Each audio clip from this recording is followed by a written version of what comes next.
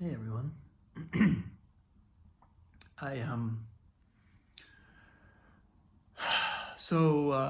today's been kind of a cool something kind of cool happened earlier. I had one of my piano pods with two students, and one of my reasons for including these what I'm calling piano pods in the course is that, not only is it a chance for me to have direct contact with people more than once a week, but it's also a really interesting, it adds an interesting element into the mix when someone is working and doing, deep work usually, while someone else is watching. Like while it's not just me, the teacher, working with them, but there's someone else in the Zoom room just witnessing that. And I've been playing with this idea, or just kind of reflecting on the idea of visibility and adding visibility into a situation like that. Because my original intent was that we would add that visibility into the process in such a way that we took account and were able to sort of make conscious the things that happen to us as we become visible, as we open up what's oftentimes a kind of private process to someone else's view, to someone else's gaze. You know what I mean? Granted, there's already going to be me in the room, like the teacher, but there's something almost, there's almost like, with a teacher-student relationship, especially like a kind of one-on-one thing with piano, there's that's almost like not having visibility. It's almost like the teacher almost kind of fuses with the student. I mean, yes, at least that's the way that I teach. I think that, maybe it's not always that way, but I almost feel like I'm doing my best to see things from a student eye view. Like I'm doing my best to get inside their mind and body, feel what they're feeling, and then help. It's almost like I get to, if I could like get inside them and drive for a minute or two, they get to feel like what, they get to see what how the ways in which I'm trying to unlock things for them or make things easier. So it's almost not like the same kind of visibility as someone who's just kind of watching the whole time, just there witnessing. So that was kind of my original idea with all this. But, I've realized I've had just a couple of things come through recently about that, because on the very first piano pod that I did, not this week, but last week, right before I did it, I had a meditation come through, and it was a meditation that I then took the two students through on the pod, and it was this kind of like, it just popped into my mind as a sequence where basically we're on, you imagine that you're on stage playing for an empty concert hall, and then little by little, it's like holograms of our own body separate off from us. And like first it's just one other person, one other you, one other me watching from the audience. But now there's me on stage, and now there's me in the audience, and I can switch perspective. Like I can watch myself from the audience and see myself on stage, or I can be on stage and I can see myself in the audience listening to me, play piano.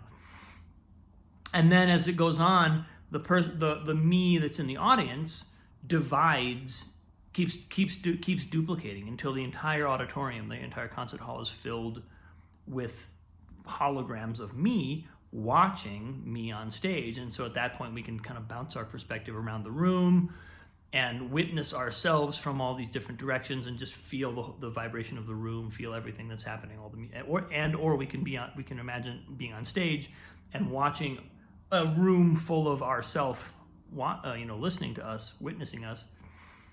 And then at the very end of the meditation, after the piece is over, the person on stage can stop, finishes the piece, and then looks out into the audience And in the audience, all of the holograms of them, of me, of us, have turned into someone in our lives. So now the audience is filled with all the people that we know in our lives. And when I did it, when I wrote it, I wasn't even consciously thinking about this, but it was what I realized afterwards is what's so cool about it is that it actually, in a kind of nice, poetic, metaphorical way, articulates the fact that consciousness is one. That all the people that would ever come to watch a performance of ours are most fundamentally, at the most fundamental spiritual level, ourselves coming to watch the concert. The audience and the performer are one consciousness. We are one being, divided out into all these different beings. And so that just, that popped through as a kind of like, it just literally started coming out of my brain. I sat down and started typing it out, and it just rolled out. And it sort of was like this perfect gift for how to understand and how to approach these pods, and not way beyond the pods, visibility in general. Visibility as a component of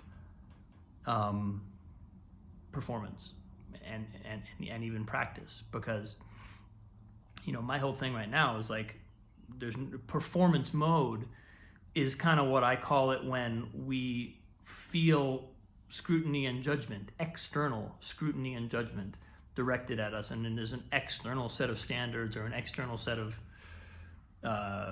judgments that we're trying to live up to, and of course that's never any fun, and so we get miserable and probably quit playing piano. And my whole emphasis in this entire course is to get out of that, is to let as much of that go as we can, and turn the whole process into one where our curiosity, our own interest in what we're doing, leads the way. But this other, this kind of like way of framing what visibility even is also massively reframes everything, because now we see literally that there's no such thing as external as external judgment and criticism. All we ever feel is, on some level, it can be a pretty deep level, but on some level coming from within ourselves. And just clocking that and realizing that that's what visibility, that's what that feeling of visibility really is. And that's also why we kind of know that we're transparent. That's why we know that that feeling of like being on stage and feeling like people can see right through us, which of course on the actual human level is totally untrue. That's not, it happens so often that we feel like we're on stage and everybody's looking right through us, and then afterwards it's like, no, nobody saw what we were afraid of them seeing. Everybody just saw what was in front of them. But on a much deeper level, it's our own kind of fundamental awareness that consciousness is this unity. Consciousness is all one. I can't hide anything from anyone on the deepest level. I think that can be, when that kind of feeling comes up all at once, that can be the thing that sort of tips us into performance anxiety or stage fright, because it's like, oh God, like they're seeing right through me, which generally the actual human beings in the room are not, but on some level consciousness is. So anyway, you can tell that I'm kind of in a sort of like thought vortex about this idea of visibility right now. I think the thing that's come through, and also, is just the fact that allowing some privacy, allowing certain processes to not be, that's why all the visibility in my course is actually about, it's about what does that trigger? What does it bring up in us? What does it feel like to be seen? And kind of working with that. It's not about, can you perform under pressure, or can you block out the feeling of being watched. I think that's a kind of a backwards way, like it's only ever going to work temporarily, that approach. But ultimately we have to find a way of letting all that in, letting that sense of like we're all one consciousness in, and then, because then there's no disturbance in our own awareness. Then our own awareness can just do what it wants to do. We can just be completely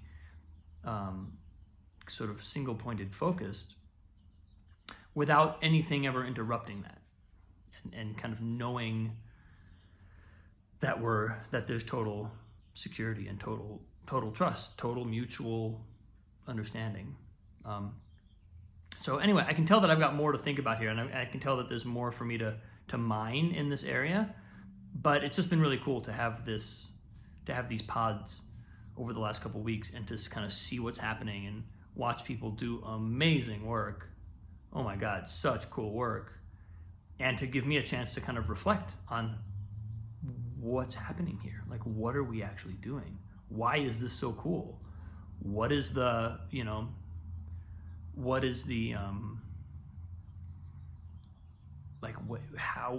what are all the different components that come online as we do piano work in this kind of group setting, which is a pretty unusual way to do it. So anyway, that's where I'm at today, people. I love you. Thanks for watching. Have a great day. I'll see you very soon.